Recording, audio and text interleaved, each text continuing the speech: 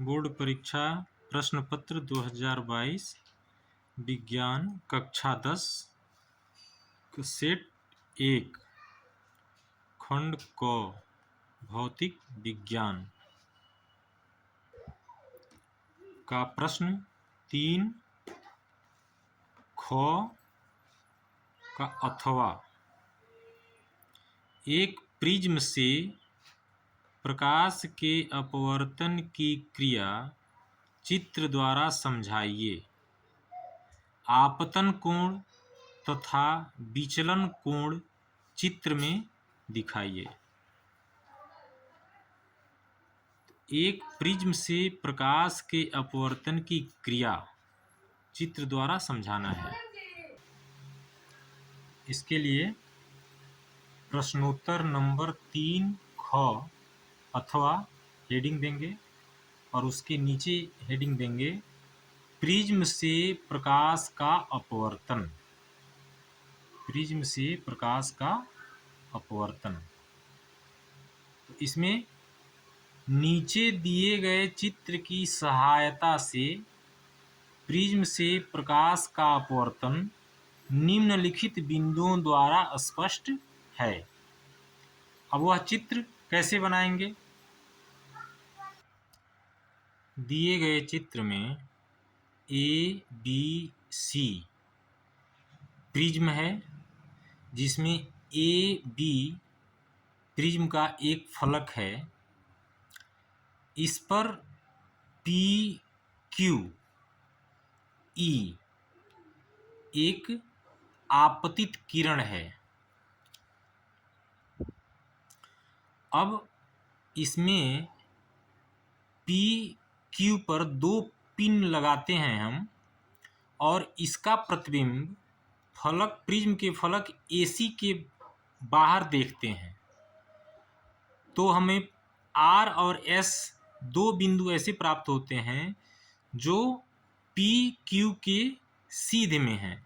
Are और S पर भी हम 2 पिन लगा लेते हैं और उसके बाद से प्रिज्म को हटा लेते हैं। तो प्रिज्म को हटाने के बाद जो आर एस को यदि हम पीछे की तरफ बढ़ाते हैं तो यह प्रिज्म के फलक एसी पर एफ बिंदु पर मिलता है, जैसे कि पी क्यू ई बिंदु पर मिला हुआ है। ई और एफ को हम यहाँ पर मिला लेते हैं।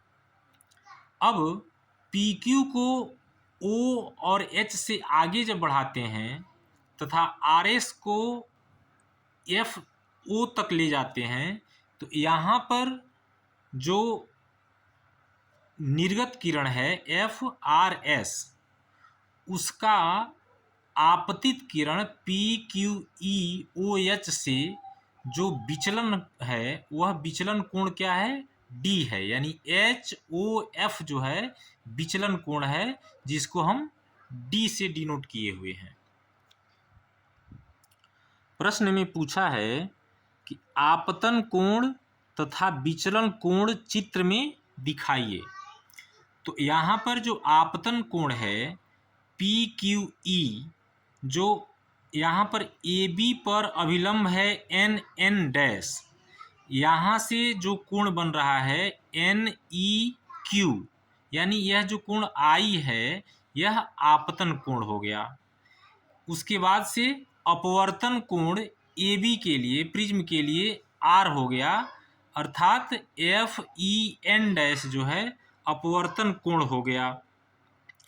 उसके बाद से यहाँ पर पुनः ई और एफ जो है एसी के लिए, जहाँ पर अभिलंब एम एम डैश है, तो इस एम एम डैश पर निर्गत कोण, यानी यहाँ चूँकि यह सघन माध्यम से विरल माध्यम में F R S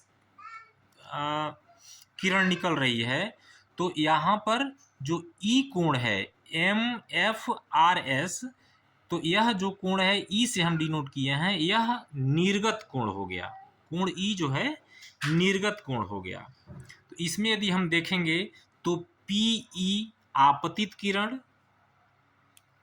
E F क्या हो गया? अपवर्तित किरण।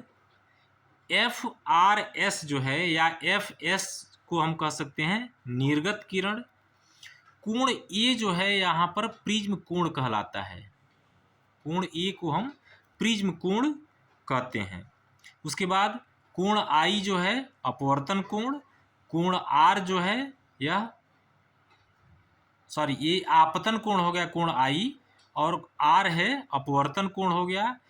कोण ई जो है निर्गत कोण हो गया, और विचलन कोण हो गया डी, जो पी क्यू को सीधे आगे बढ़ाने पर और आर एस को ओ तक ले जाने पर जो कोण बन रहा है एच ओ एफ। तो कोण एच ओ एफ यानी यह जो कोण है वह विचलन कोण डी हो गया। तो इसी को हमको दर्शाना है। तो इसको निम्नलिखित तरीके से हम प्रत्येक बिंदु को ऐसे लिखेंगे। तो दिए गए चित्र के अनुसार हम निम्नलिखित विवरण के अनुसार इसको लिखते हैं। पहला इसमें लिखेंगे कि चित्र के अनुसार प्रिज्म ए बी सी के एक फलक ए बी, यहाँ पर ए बी की तरफ एक रेखा पी क्यू ई खींचते हैं, जो फलक ए बी को ई पर छूती है।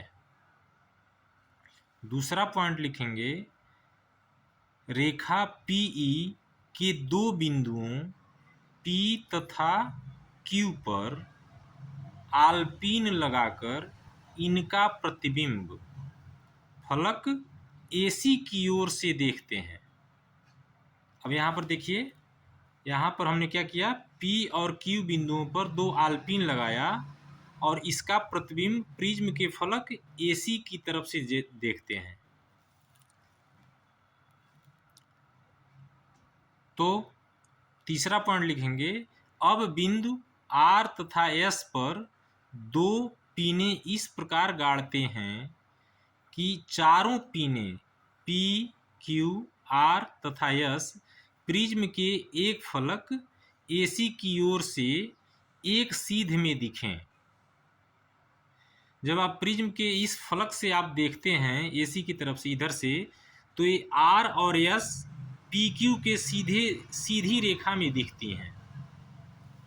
और उसके बाद क्या करते हैं, अब चौथा पॉइंट लिखेंगे कि अब प्रिज्म को हटा लेते हैं और रेखा FRS तथा EF खींचते हैं। अगला पॉइंट है पांचवा, बिंदु E पर अभिलंब NEN' तथा F पर अभिलंब MFM' खींचते हैं। इस प्रकार चित्र के अनुसार हमें निम्नलिखित बिंदु प्राप्त होते हैं। तो अब कौन कौन से बिंदु प्राप्त होते हैं, इसमें हमको सब दर्शा देना है।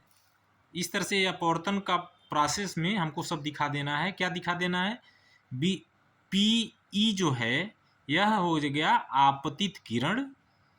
यहाँ पर I जो है यह हो गया आपतन कोण। E और F जो है अपवर्तित किरण हो गया, और R जो हो गया यह अपवर्तन कोण हो गया। फिर F और S जो है यह निर्गत किरण हो गई, और यहाँ पर कोण E जो है यह निर्गत कोण हो गया। तथा PQE को हम जब आगे OH तक बढ़ाते हैं और SRF को पीछे की तरफ O तक ले जाते हैं, तो कोण HOF जो मिलता है यह कोण D विचलन कोण हो गया। तो इसको हम इस प्रकार लिखेंगे। तो इस प्रकार चित्र के अनुसार हम निम्नलिखित बिंदुओं को प्राप्त करते हैं। चित्र में PE जो है आपतित किरण है, EF जो है अपवर्तित किरण है, FS जो है निर्गत किरण है। उसके बाद कोण A जो है प्रिज्म कोण है, कोण I आपतन कोण, कोण R अपवर्तन कोण, कोण E निर्गत कोण तथा कोण D विचलन कोण है। इसमें आपतन कोण तथा विचलन कोण को चित्र में दिखाने के लिए कहा है। तो चित्र में तो आप हर चीज़ दिखा दिए हैं। यहाँ पर आपतन कोण हो जाएगा I और विचलन कोण हो जाएगा डी। तो इस तरह से हम इस प्रश्न को पूरी तरह से लिखेंगे।